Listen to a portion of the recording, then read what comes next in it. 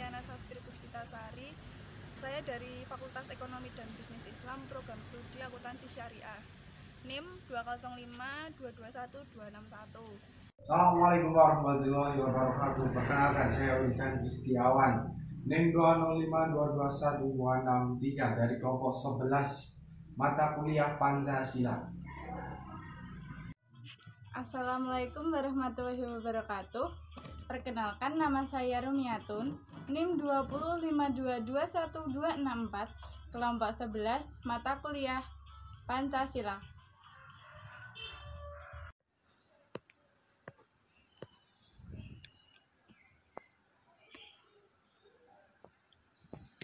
Bab 11.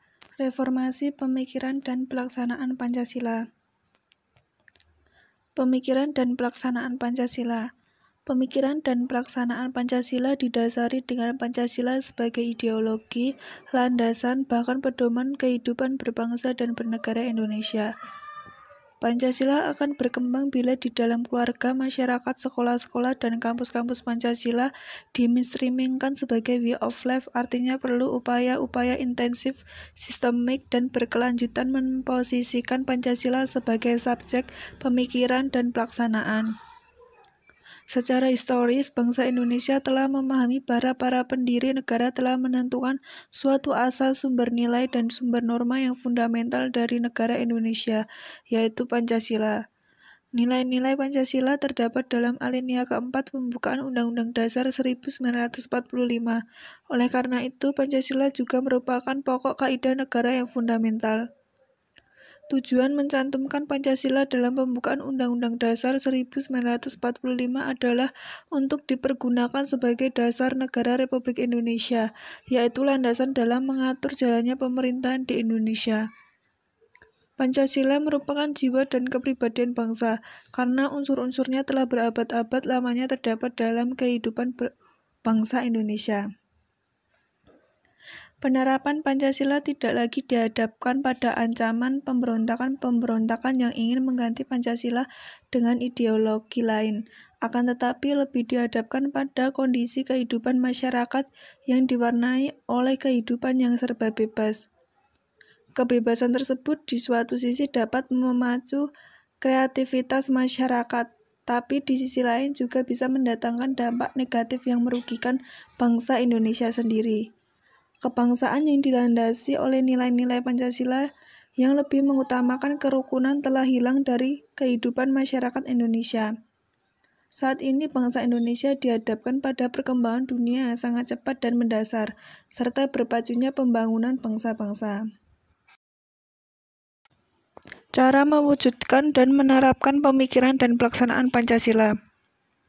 1. Mewujudkan Pancasila sebagai objektif, yaitu mewujudkan dan menerapkan Pancasila dalam berbagai bidang kehidupan kenegaraan yang meliputi kelembagaan negara antara lain legislatif, eksekutif, maupun yudikatif. Juga dalam bidang seperti politik, ekonomi, hukum, terutama dalam penerapan undang-undang, Hankam, pendidikan, dan bidang-bidang kenegaraan lainnya. 2. Mewujudkan Pancasila sebagai subjektif, yaitu mewujudkan atau menerapkan Pancasila pada setiap individu, yaitu dalam kehidupan moralitas bangsa, dalam kaitannya dengan hidup negara dan masyarakat, baik sebagai warga negara biasa, rakyat, aparat penyelenggara negara, penguasa negara, terutama di kalangan elit politik yang perlu selalu mawas diri agar memiliki moral ketuhanan dan kemanusiaan sebagaimana terkandung dalam Pancasila. Reformasi Pemikiran dan Pelaksanaan Pancasila. Makna reformasi secara etimologis berasal dari kata reformation dengan akar kata reform yang secara semantik make or become better by moving or putting right what is bad wrong. Secara harfiah, reformasi memiliki makna suatu gerakan untuk menformat ulang, menata ulang, atau menata kembali hal-hal yang menyimpang untuk dikembalikan pada format atau bentuk semula sesuai dengan nilai-nilai ideal yang dicita-citakan masyarakat. Maka reformasi dalam pemikiran dan pelaksanaan Pancasila pada hakikatnya harus berdasarkan pada nilai-nilai Pancasila. Syarat yang harus terpenuhi untuk melakukan reformasi. 1. Adanya suatu penyimpangan yang dilakukan warga negara Indonesia. 2. Berdasar pada suatu kerangka struktural tertentu. 3. Gerakan reformasi akan mengembalikan pada dasar serta sistem negara demokrasi. 4. Reformasi dilakukan ke arah suatu perubahan kondisi serta keadaan yang lebih baik. 5. Reformasi yang dilakukan dengan suatu dasar moral dan etik sebagai manusia yang berketuhanan yang Maha Esa serta terjaminnya persatuan dan kesatuan bangsa. Tujuan adanya reformasi. 1. Melakukan perubahan secara serius dan bertahap untuk menemukan nilai-nilai baru dalam kehidupan berbangsa dan bernegara. 2. Menata kembali seluruh struktur kenegaraan termasuk konstitusi dan perundang-undangan yang menyimpang dari arah perjuangan dan cita-cita seluruh rakyat. 3. Melakukan perbaikan di segala bidang kehidupan, baik di bidang politik, ekonomi, sosial, budaya, maupun pertahanan dan keamanan. 4. Menghapus dan menghilangkan cara-cara hidup dan kebiasaan dalam masyarakat yang tidak sesuai lagi dengan tuntunan reformasi seperti KKN, kekuasaan yang otoriter, penyimpangan, dan penyelewengan lainnya. Setiap sila ada Pancasila mempunyai nilai dalam paradigma reformasi. 1. Reformasi berketuhanan yang Maha Esa, artinya gerakan reformasi berdasarkan pada moralitas ketuhanan dan harus mengarah pada kehidupan yang baik, bahwa manusia adalah makhluk Tuhan.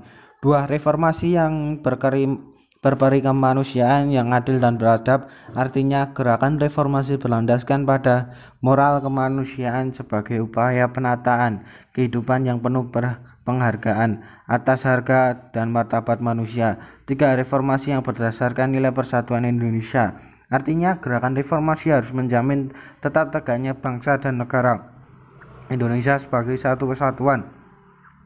4. Reformasi yang berakar pada asas kerakyatan, artinya seluruh rakyat menyelenggarakan kehidupan berbangsa bernegara harus dapat menempatkan rakyat sebagai subjek dan pemegang kedaulatan kekuasaan tertinggi berada di tangan rakyat Indonesia.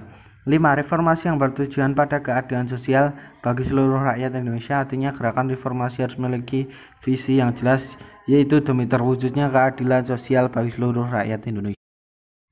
Kelemahan yang melenceng dari nilai-nilai luhur Pancasila selama era reformasi berjalan. 1.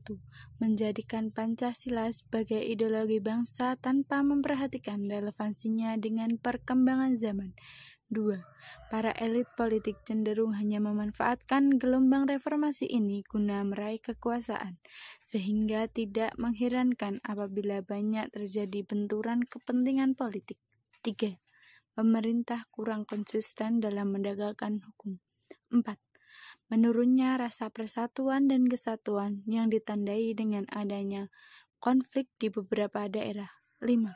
Korupsi yang semakin terbuka dan membudaya.